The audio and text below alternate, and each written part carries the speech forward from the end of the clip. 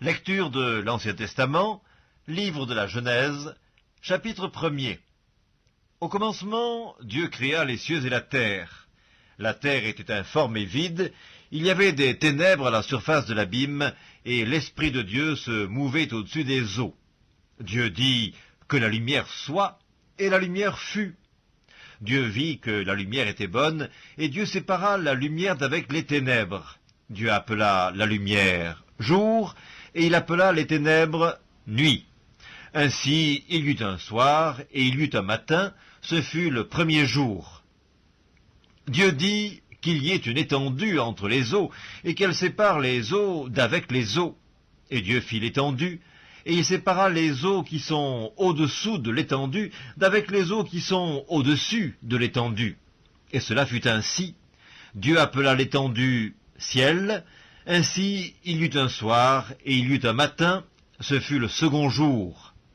Dieu dit que les eaux qui sont au-dessous du ciel se rassemblent en un seul lieu, et que les parties sèches paraissent. Et cela fut ainsi. Dieu appela les parties sèches terre, et il appela l'ensemble des eaux mer. Dieu vit que cela était bon. Puis Dieu dit que la terre produise de la verdure, de l'herbe portant de la semence, des arbres fruitiers donnant du fruit selon leur espèce, ayant en eux leur semence sur la terre. Et cela fut ainsi. La terre produisit de la verdure, de l'herbe portant de la semence selon son espèce, et des arbres donnant du fruit, ayant en eux leur semence selon leur espèce. Dieu vit que cela était bon. Ainsi il y eut un soir et il y eut un matin, ce fut le troisième jour.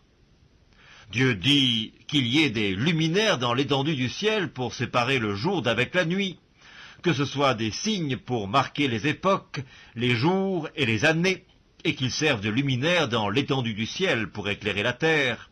Et cela fut ainsi.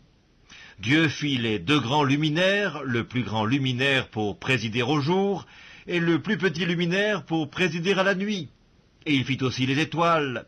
Dieu les plaça dans l'étendue du ciel pour éclairer la terre, pour présider au jour et à la nuit, et pour séparer la lumière d'avec les ténèbres. Dieu vit que cela était bon. Ainsi il y eut un soir et il y eut un matin, ce fut le quatrième jour. Dieu dit que les eaux produisent en abondance des animaux vivants, et que des oiseaux volent sur la terre vers l'étendue du ciel. Dieu créa les grands poissons et tous les animaux vivants qui se meuvent, et que les eaux produisirent en abondance selon leur espèce. Il créa aussi tout oiseau ailé selon son espèce. Dieu vit que cela était bon. Dieu les bénit en disant « Soyez féconds, multipliez, remplissez les eaux des mers, et que les oiseaux multiplient sur la terre. » Ainsi il y eut un soir et il y eut un matin, ce fut le cinquième jour.